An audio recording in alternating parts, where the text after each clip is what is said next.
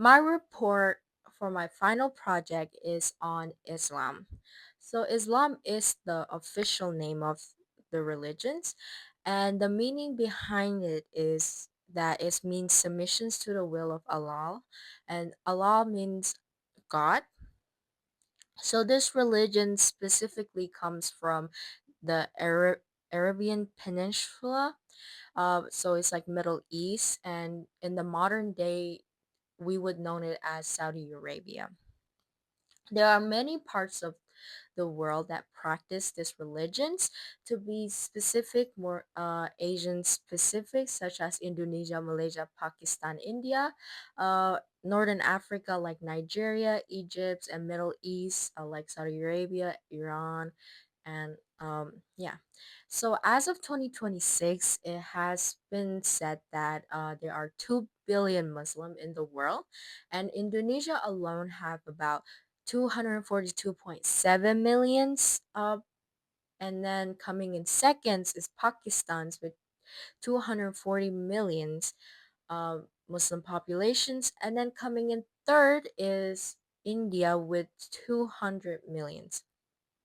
And Islam would be considered one of the youngest religion out of all the major religion that we know, such as Christianity, Judaism, and it did came during the 7th century CE. Moving on to the belief system.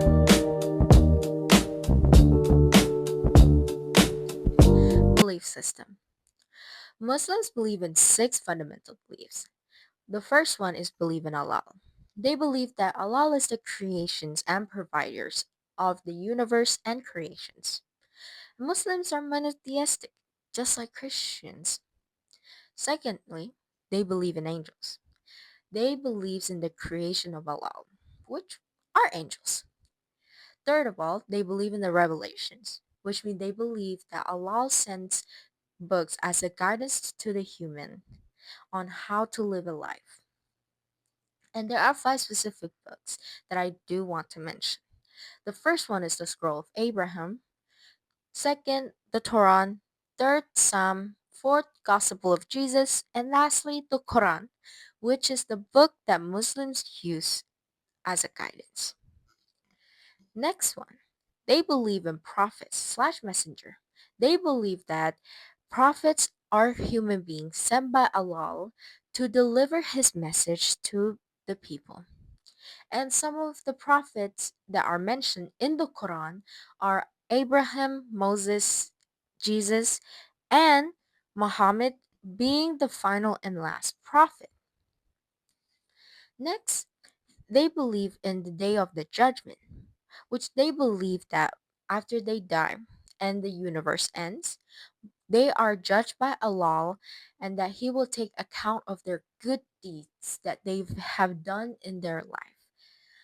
And lastly, they believe in the divine decree, which is mean that they believe that Allah hold the supreme powers on how things operate in the universe and that he knows the past, presents and futures and he sent them his guidance.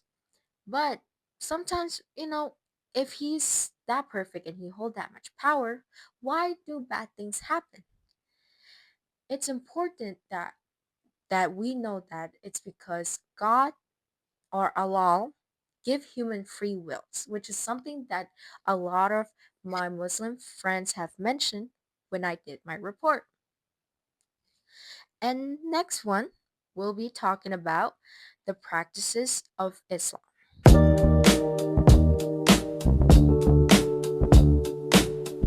Practices. What are some of the practices that Muslims follow? They follow something called the 5 pillars of Islam. And I'm sorry if I butchered the pronunciation. The first one is Shahadat or faith. They believe that there's only Allah and Allah is the only one. Second is Shalat or prayers. Muslim they pray about 5 times a day. Sunrise, noon, afternoon, sunset, after dark, or at night. They would recite the first Quran of the Quran. And when they prayed, they would pray facing the Mecca, which I will explain it. Zakat, which is the third one. Muslim would donate a portion of their incomes to the community as obviously it's a charity work. Um, if you're wealthy, you should contribute. That's what they believe to the poor in order to help out in the community. And fourth one is Shwan or fasting. During the ninth month of the Islamic calendar, Muslims would fast from sunrise to sunset. And if you have health issues or you're pregnant or if you're menstruating, you don't have to fast. And the reason why they fast is to show their gratitude towards Allah for the things that He has done for them in their life. Lastly, Haji. So there's a holy city in Mecca. Obviously, we have we probably have talked about it in class. It's highly encouraged that Muslim visits it at least once in their life. And a lot of the time they would gather around the 8th or 12th days of the final month on the Islamic calendar. And if you obviously have questions or just question about these practices, beliefs in general, they have religious scholars. They're called them ulama.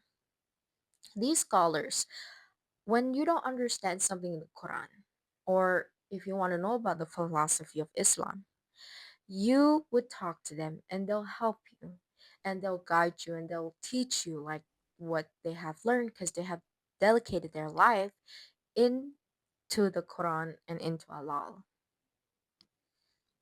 Next portion will be some of the things that I find or codes of ethics and calendar.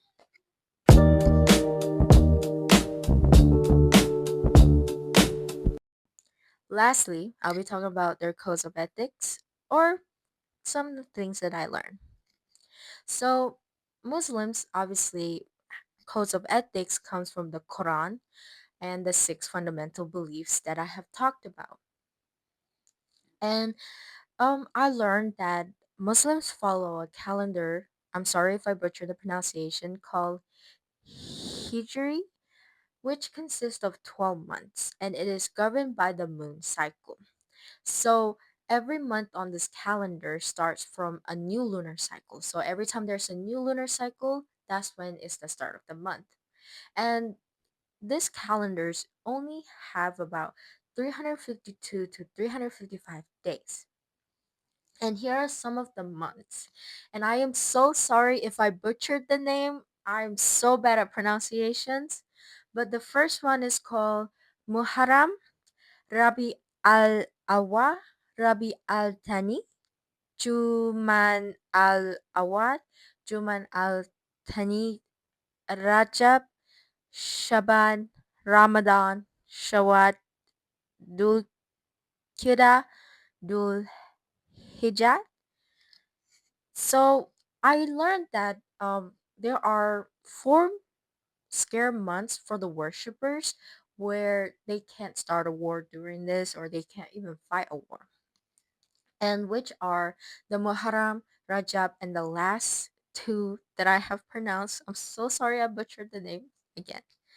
Um, and some of like the interesting things that I've learned, obviously, was that Muslims cannot eat pork or gelatins.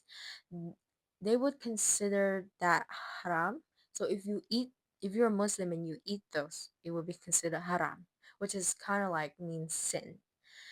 And I learned that Muslims have these meals called halal foods, and what I know that a lot of the time they can't eat uh pork, but sometimes they can't eat beef. But unless the beef is halal, then they can. So what I learned about halal is that before they kill the animals, or to be specific, like cows, obviously which stem from the beef, is that they kind of do like some sort of prayers or like some sort of asking them for forgiveness, and then afterwards they would butcher them and they can eat them. So it's like they have to pray over them, which was really interesting. And I also learned that like kosher food, which is part of Judaism, that Muslim can also eat some of that. So that was really interesting.